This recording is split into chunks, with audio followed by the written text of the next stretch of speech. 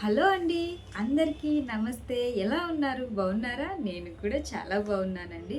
మీరు ఎలా ఉన్నారనేసి కామెంట్ అయితే చేయండండి. మర్చిపోకండి. మీకు ఎప్పుడన్నా ఇలా అనిపించిందా అండి? మనము వంట చేస్తుంటామండి. మనకు బాగా వస్తుంది చికెన్ కర్రీ చేయడం. కానీ ఏదైనా వీడియోలో చూసామనుకో, అబ్బా! మనం చేసేది రాంగా? లేకుంటే అలా చేస్తే టేస్ట్ బాగొస్తుందా? ఇలా చేసి పెడితే మా ఇంట్లో వాళ్ళు మంచిగా తింటారా? నన్ను బాగా పొగుడుతారా? మా ఆయన చేసి పెడితే గనుక బాగా మెచ్చుకుంటాడే. అబ్బా! ఈరోజు ఎన్ని టేస్టీగా చేసావు వంట అంటాడా? అనే ఆలోచన మీకొచ్చిందా ఎప్పుడన్నా? ఏవన్నా వీడియోస్ చూసేటప్పుడు గానీ, లేదా ఏదైనా పని చేసేటప్పుడైనా గానీ, మీరు మ్యాక్సిమం ఆహ్, ఏదన్నా ఒక పని బాగా తెలుసు ఆ పని గురించి మీకు చేస్తూ ఉంటారు. కానీ ఆహ్, వీడియోలో ఈ గిన్నెలు అనుకున్నామనుకోండి. మనం గిన్నెలు ఎక్కువ కడుగుతాం కదా ఆడవాళ్ళం. గిన్నెలు కడుగుతూ ఉన్నాం. ఇప్పుడు టీ గిన్నె మాడిపోయింది. అది కడుగుతూ ఉన్నప్పుడు రాకుండా ఉంటుంది. మనము ఎప్పుడు కడిగే విధంగానే కడుగుతాము. వచ్చిన కాడికి వచ్చింది కదా అని పక్కన పెట్టేస్తాము. కానీ వీడియోలో లేదండి ఇలా చేస్తే గనుక చాలా బాగా వస్తుంది అన్నప్పుడు ట్రై చేశారా లేదా? కన్ఫర్మ్‌గా ట్రై చేసుంటారు. కానీ మనకు తెలుసు ఆ విషయం. అది ఎంత కడిగినా పోదు. ఎందుకంటే మనం ఆల్రెడీ ఫస్ట్ నుంచి మనం కడుగుతున్నాము. ఎన్నో సార్లు గిన్నెలు మాడిపోయి ఉంటాయి. కడిగింటాము. వచ్చిన కాడికి వచ్చుంటాయి. అంతే గదా! కానీ మళ్ళీ ట్రై చేస్తాము. ఎందుకంటే నిజమేనేమో అనేసి. అటు ఉన్న వాళ్ళు తెలిసినది చెప్తారు. తెలియనిది కూడా తెలిసినట్టు చెప్తారు కొంతమంది. కొంతమంది మటుకు తెలిసిన విషయం మాత్రమే చెప్తారండి. కానీ వాళ్ళకి తెలియని విషయం చెప్పినప్పుడు వాళ్ళకే సగం సగమే తెలిసిండొచ్చు. పెద్దలు చెప్తారు కదండీ! పూర్తి నిజం కన్నా సగం నిజం చాలా డేంజరు అనేసి అంటారు కదా! అలాగా సగం తెలుసుకొని వాళ్ళు ఆహ్, చెప్పినారనుకోండి అది కన్ఫామ్‌గా ఉపయోగిస్తాము.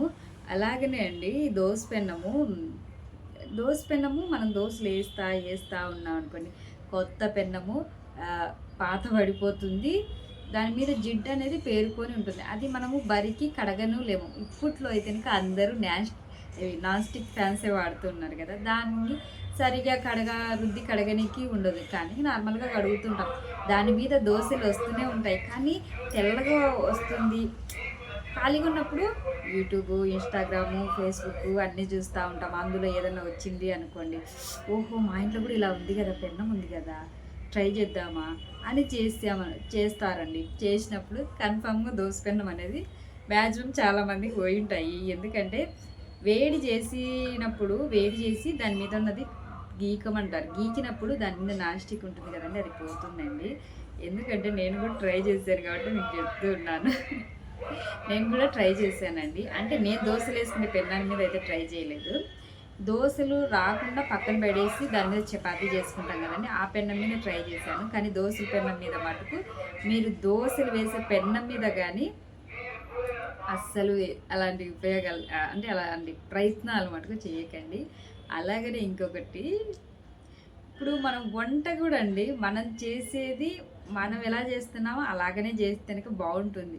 అబ్బా! వాళ్ళు చెప్పారు గదా! నిజంగానే అంటే అక్కడ చూడ్డానికి మనకేమవుతుందంటే కలర్‌ఫుల్‌గా కనిపిస్తాయి. ఇప్పుడు మనమే ఉన్నామనుకోండి ఇన్‌స్టాగ్రామ్ చూస్తాం గదండీ! ఇన్‌స్టాగ్రామ్‌లో ఎంత అందంగా కనిపిస్తూ ఉంటారో ఆడవాళ్ళు గావచ్చు, మగవాళ్ళు గావచ్చు అందరూ అంత అందంగా అంటే రియల్‌గా అంత అందంగా ఉంటారా అండి? అసలు ఉండరు.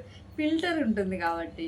అలాగని కర్రీస్ అవి ఇవి అనేది మనకు కలర్‌ఫుల్‌గా కనిపిస్తాయి. కలర్‌ఫుల్‌గా కనిపించినప్పుడు వావ్! బాగుంది నిజంగానే అనుకుంటాం గానీ, అంతగా ఏమీ రాదండి. మన చేత్తో మనం ఎప్పుడు వండేటట్టు వండుతున్నామనుకోండి, మనం వండగలుగుతాము.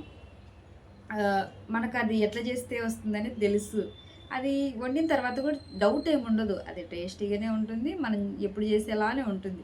కానీ డిఫరెంట్‌గా ట్రై చేసినప్పుడు మనలో ఒక టెన్షన్. ఇది టేస్టీగా ఉంటుందా? మొఖంకేసి కొడతారా? ఏమవుతుంది? అనే ఆలోచన కూడా ఉంటుంది.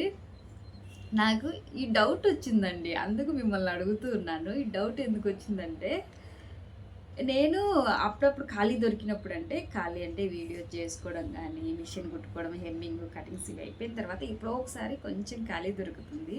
అలా దొరికినప్పుడు ఇన్‌స్టాగ్రామో ఏదో ఒకటి ఓపెన్ చేసి చూస్తూ ఉంటాను. చూస్తున్నప్పుడు ఈ వీడియోస్ వస్తాయి కదండీ! నేను కూడా చెప్తూ ఉంటాను. వీడియోస్ వస్తాయి కదా! ఆ వీడియోస్‌లలో చూసినప్పుడు అనిపించింది. ఇలా ఉపయోగిస్తారా అనేసి. కానీ కొంతమంది చేసిన తర్వాత బాగొచ్చిందంటే పర్లేదు. బాగా రాకుంటే బండ బూతులు తిడతా కామెంట్స్ పెడతారు. అదొకటి. కొంతమంది మళ్ళీ సక్రమంగా చెప్తారండి వంట విధానం అనేది. వాళ్ళకు మంచిగా చేసేవాళ్ళు ఉంటారు. వాళ్ళకి సక్రమంగా చెప్తారు.